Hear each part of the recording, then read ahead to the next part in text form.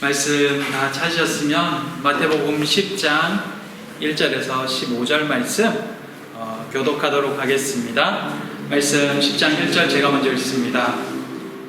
예수께서 그의 12 제자를 부르사 더러운 귀신을 쫓아내며 모든 병과 모든 약한 것을 고치는 권능을 주시니라.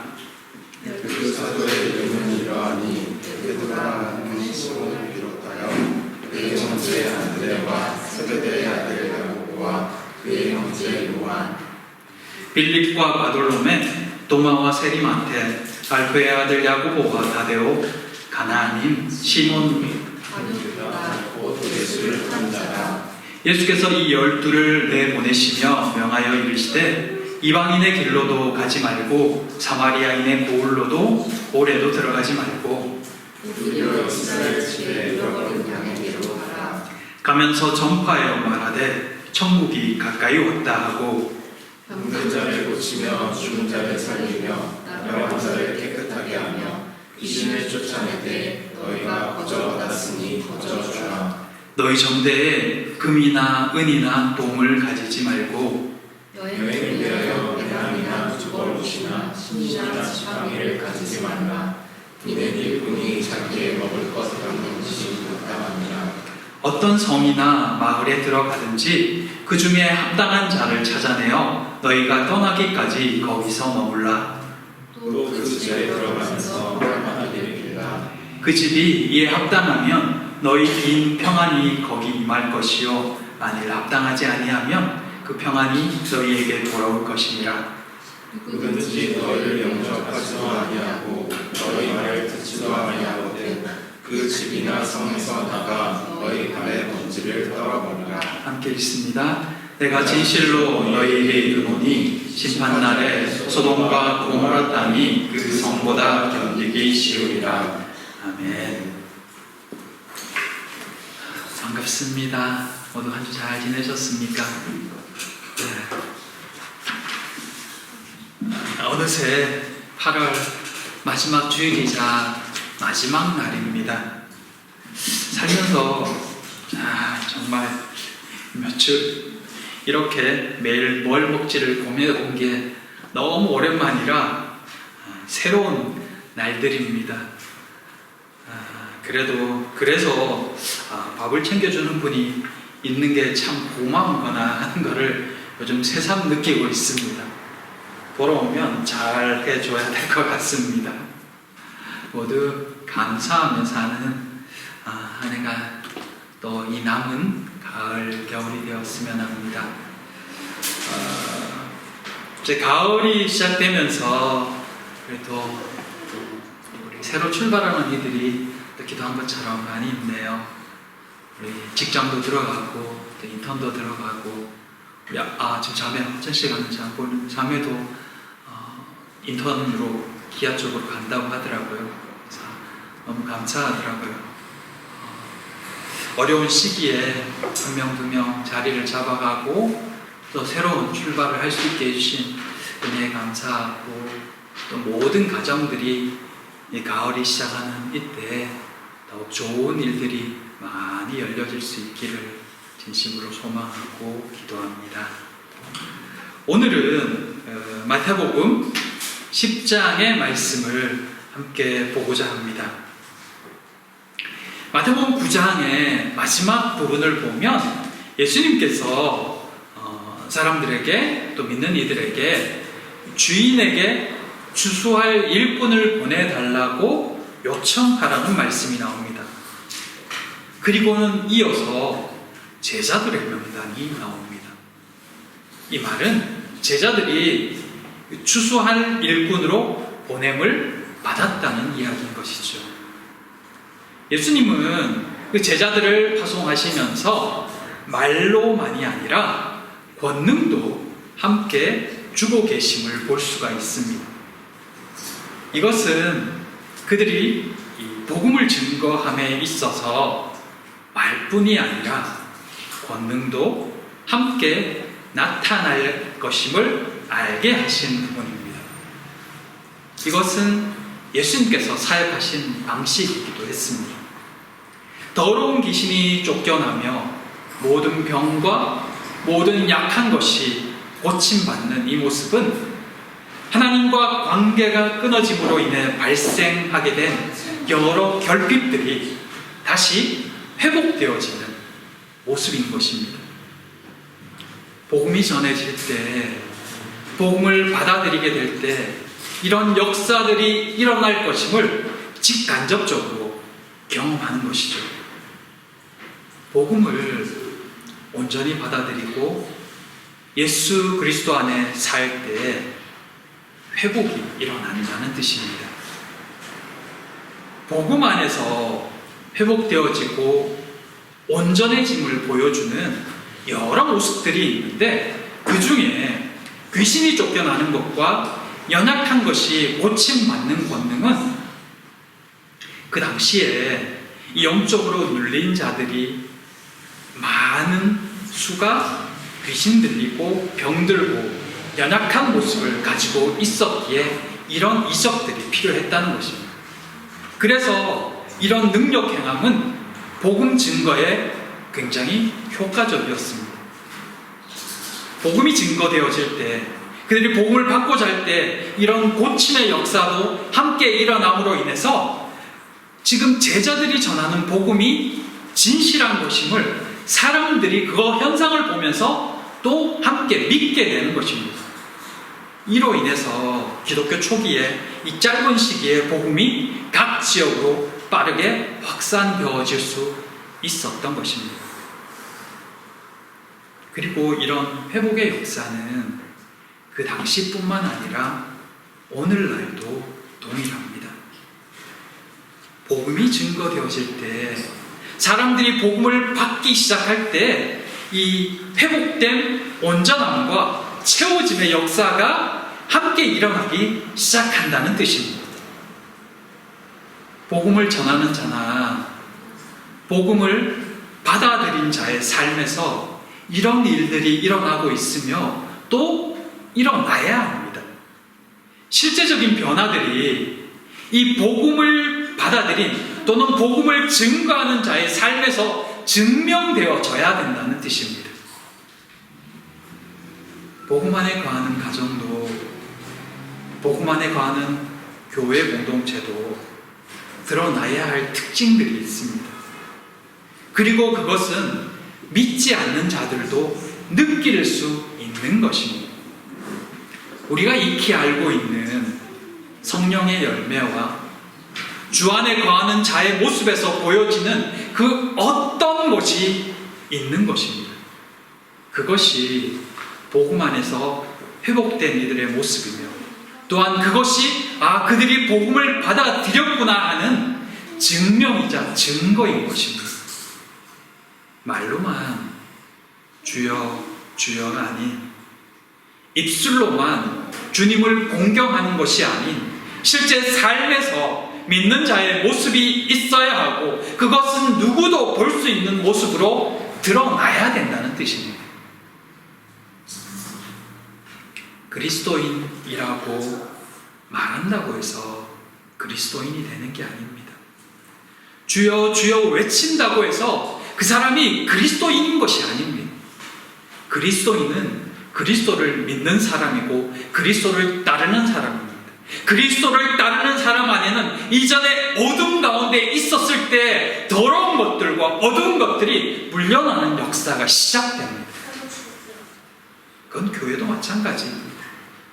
사람들이 많이 모였다고 해서, 찬양이 있다고 해서 그것을 교회다라고 말하지 않습니다. 물론 세상은 교회다라고 말하죠. 그러나 그 안에 살아계신 예수 그리스도의 모습이 보여지지 않는다면 그것이 교회일까요? 그냥 공동체입니다. 한 사회이고요. 그리스도인도 마찬가지입니다. 왜 예수님께서 제자들을 파송하시면서 병 고치는 은사를, 약한 것을 고치는 은사를 주셨을까요? 그들의 말씀이 진실임이 다른 이들에게도 증명되어져야 되기 때문입니다.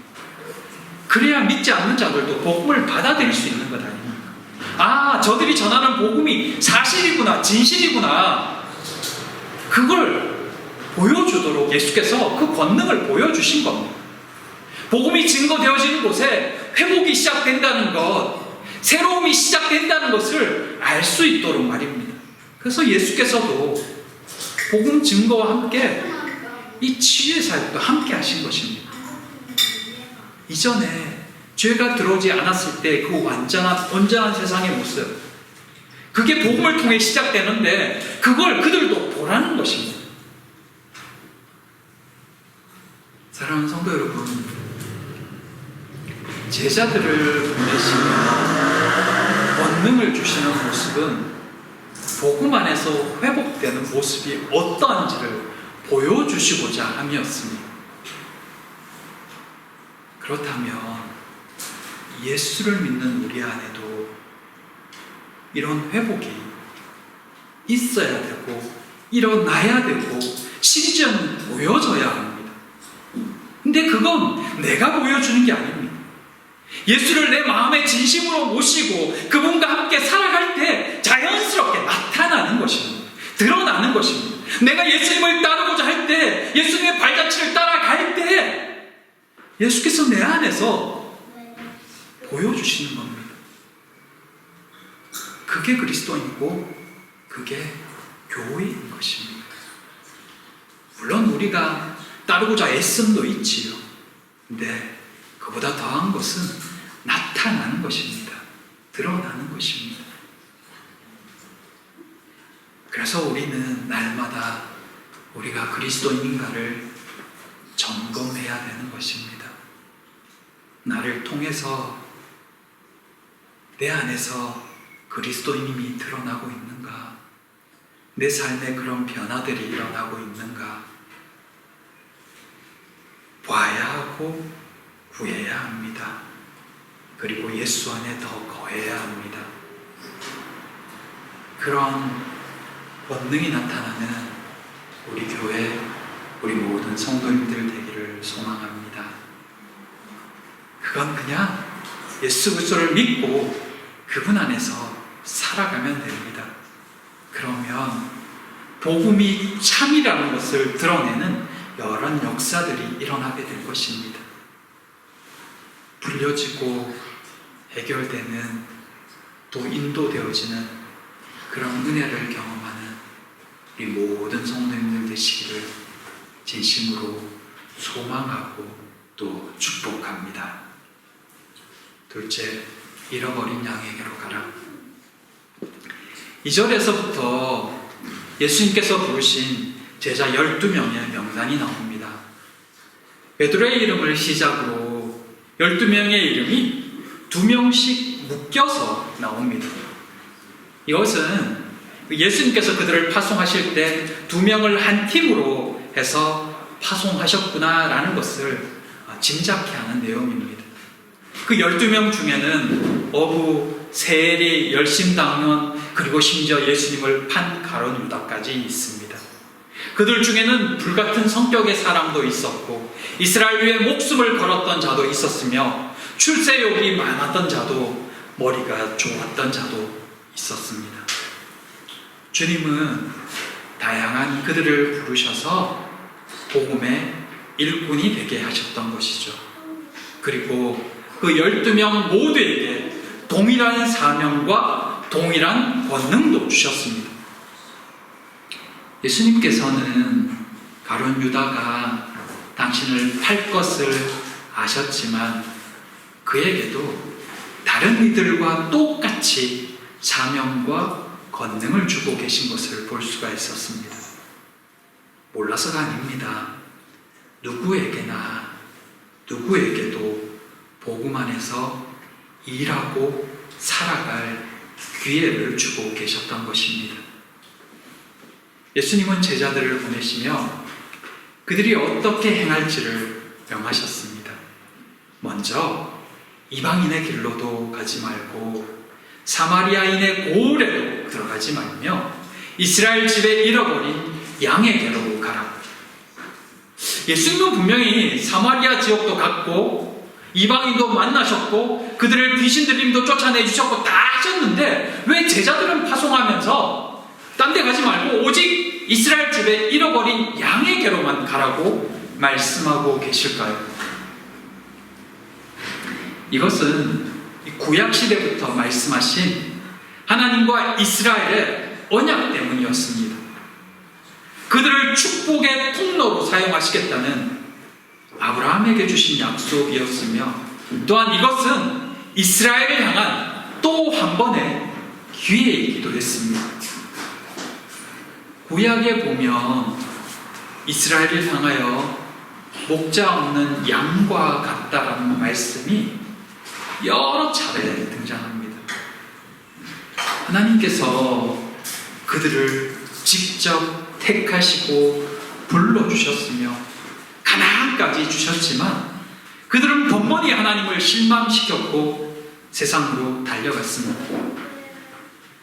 그들을 하나님께로 돌이키게 해야 할 종교 지도자들마저도 하나님의 뜻을 알지 못했고 자신의 소견에 옳은 대로만 가르쳤습니다. 그렇게 이스라엘 백성들은 참 목자의 소리를 듣지 못한 채 목자 없는 양과 같은 신세로 살았습니다. 하나님은 그들을 불쌍히 여기셨습니다. 예수님께서는 그 목자 없는 양 같은 이스라엘의 잃어버린 자들에게로 먼저 가라고 말씀하신 것입니다. 그들을 축복의 통로로 사용하시겠다고 약속하신 그 하나님의 말씀을 따라서 말입니다. 그건 예수 그리스도를 팔게 될 가룟 유다에게조차 사명을 주시며 귀신을 쫓고 병 고치는 권능을 주신 것과 같은 은혜였으며 기회였습니다. 예수께서는 그럼에도 다시 한번 이스라엘에게 회복의 기회를 주시고자 한 것입니다. 그러나 이 명령은 한시적이었습니다. 기간이 정해져 있었습니다. 예수님의 지상 명령인 마태복음 28장 19절에는 분명히 이렇게 되어 있습니다. 그러므로 너희는 가서 모든 민족을 제자로 삼아 아버지와 아들과 성령의 이름으로 세례를 베풀고 내가 너희에게 분부한 이 모든 것을 가르쳐 지키게 하라. 이스라엘의 잃어버린 양, 하나님께서 이스라엘을 선택하신 이유는 이스라엘을 축복의 통로로 사용하셔서 열방에게 생명의 증거가 되기를 원하셨기 때문입니다. 그게 하나님께서 이스라엘을 택하신 이유였습니다. 이스라엘은 실패했지만 하나님은 이스라엘의 혈통을 통하여 예수께서 나게 하셨고 예수님은 열방을 향한 복음의 시작이 되셨습니다. 그렇게 복음이 열방을 향하여 열려지게 된 것입니다. 이스라엘은 하나님의 백성입니다. 구약에서는 선택받은 이스라엘 백성, 혈통적 유대인을 의미했고 신약에서는 예수 그리스도 안에서 하나님 백성된 모든 그리스도인을 의미합니다. 복음 증거는 하나님의 백성을 다시 되찾는 사역입니다. 주께서는 잃어버린 양을 되찾기 위해 이 땅에 오셨고 십자가에 죽으시기까지 또 찾고자 하셨습니다. 그리고 잃어버린 양에게로 가라는 명령은 여전히 유효합니다. 보내시는 분은 하나님이십니다. 그러기에 순종하고자 할 때 누구를 만나며 누구에게 가야 할지도 알게 하실 것입니다. 그 명령을 따라 주시는 마음을 따라 찾아가는 우리이기를 바랍니다. 우리를 부르셨고 보내시는 하나님, 주께서 만나게 하시는 사람, 만나라 마음 주시는 사람, 기도하라 부담 주시는 사람, 그를 위해 기도하며 명령을 따라 앞으로 나아가는 우리가 되기를 바랍니다. 그렇게 한 영혼 한 영혼 주께로 돌아오는 역사가 있기를 정말 소망합니다. 두 번째 주님의 명령은 거저 받았으니 거저 주라입니다. 그리고 복음을 전할 때 책임지시는 하나님을 믿으라는 것입니다. 이 말씀은 맡기라는 뜻입니다. 예수님께서는 제자들을 보내시면서 아무것도 가지고 가지 말라고 말씀하십니다. 이것은 당장 아무것도 가지지 말고 빈몸으로 가라라는 의미이기보다는 여분의 것을 챙기지 말라는 뜻입니다. 나아가기 위해서, 더 걷기 위해서 신발 여분, 지팡이 여분, 양식 여분을 챙기지 말라는 뜻입니다. 그냥 있는 그대로 출발하라는 것입니다. 당장 떠나라고 하시는 겁니다. 그리고 여행에 필요한 모든 것은 유대인들 가정에 친절한 대접을 통해서 해결하라는 것입니다. 음식과 이 은신처도 그렇게 마련하라고 말씀합니다. 사실 세상적으로 참 무책임한 말입니다. 그럼 돕는 자가 없으면 굶어 죽어란 뜻인가요? 이 세상에서 제자들이 그러면 할 수 있는 게 뭐가 있을까요? 친절한 사람을 만날 수 있기를 기도해야 할까요? 우리에게 음식을 또 쉴 곳을 제공해 줄 사람을 만날 수 있게 해달라고 구해야 할까요? 그거 하라고 하나님께서 빈몸으로 가라고 하신 걸까요? 아니요. 더 철저하게 하나님께 의존하라는 뜻입니다. 필요한 것을 구해라가 아니라 더 철저하게 하나님께 의지하라는 뜻입니다. 어디를 가든 그곳의 상황을 따라서 먹고 마시며 주께서 주신 것에 만족하며 나를 일꾼으로 부르신 주님께서 지키시고 먹이시고 채워줄 것을 믿으라는 것입니다. 믿음을 가지라는 것입니다. 그리고 그 일에 쓰임받는 친절한 사람에게 평안과 복을 빌어주는 것입니다. 복을 받을 사람은, 복을 받을 만한 사람은 복을 받을 것입니다. 그 복은 하나님이 주신다는 것입니다. 이것이 그들의 복음 전파 원칙이었습니다. 근데 그렇게 주님의 말씀을 믿고 움직여도 모든 것을 맡기고 순종해도 그것이 순탄한 길을 보장해 줄 것이라고는 말씀하지 않으십니다. 하나님께 맡기라고 말씀하시고선 맡기고 가도 늘 순탄한 것만은 아니다라고 말씀합니다. 분명히 받아들임과 배척이 있을 것이라고 말씀합니다. 쉽게 표현해 고생을 각오하라는 뜻이죠. 복음을 전하겠다 결심해도 생각했던 만큼 믿음으로 행한 만큼 결과가 나오지 않을 수도 있습니다. 언제든 비웃는 이들도 있을 것입니다. 그래도 실망하지 말라고 하십니다. 그런 일들은 언제든 일어날 수 있기 때문입니다. 우리는 그저 말씀에 순종할 뿐입니다. 믿음으로 맡기고 구해도 구하는 것이 응답되지 않을 수도 있다는 것입니다. 어떻게 하라고요? 그래도 믿고 맡기라고요. 그래도 믿으라고요.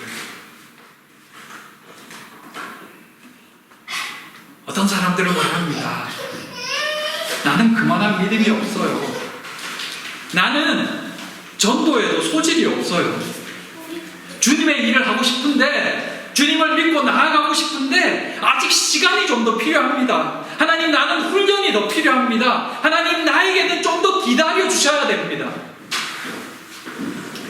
네, 여러분, 예수님께서 제자들을 언제 복음 전파로 보내셨을까요? 언제 하나님 일하라고 부르시고 보내셨을까요?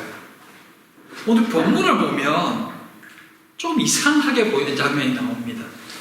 뭐냐면 제자들을 부르시고는 곧 보내시는 것입니다. 물론 약간의 시간차는 있을 수 있겠죠. 하지만 어쨌건 예수님께서 그들을 부르시는 때와 그들을 보내시는 장면 사이에 뭐 훈련을 시킨다거나 준비할 시간을 가진다거나 하는 내용이 없습니다. 다만 한 가지 있죠. 사역 대상, 사역 자세만 말씀해 주십니다. 그리고 그 일을 하게 되면서 경험하게 될 권능을 주십니다.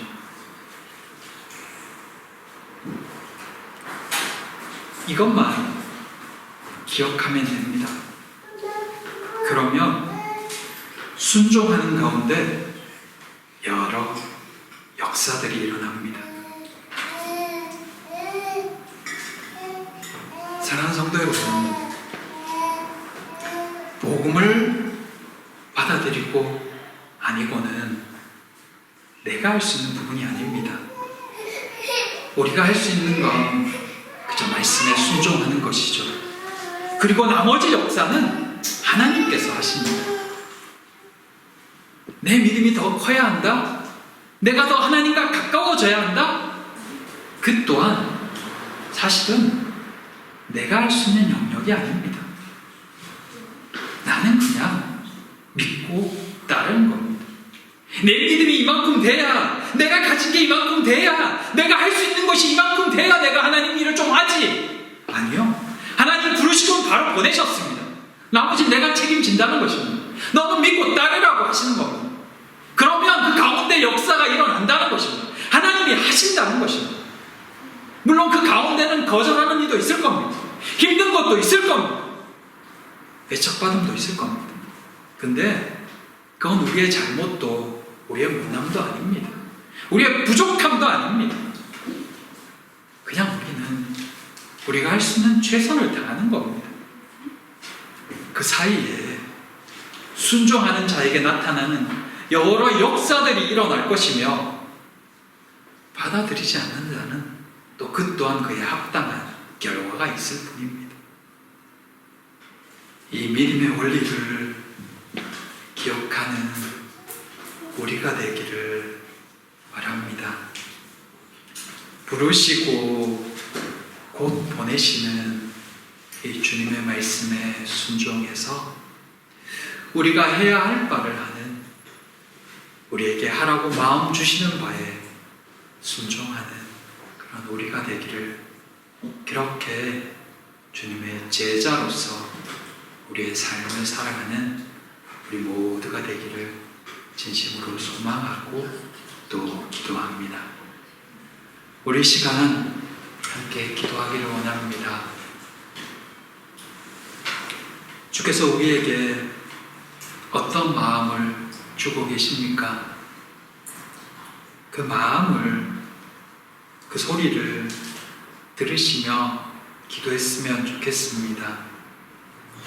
따를 수 있는 믿음과 순종의 용기를, 담대함을 달라고, 그렇게 제자로 살아갈 수 있게 해달라고 우리 시간에 주시는 마음을 따라 같이 기도하겠습니다. 기도합니다.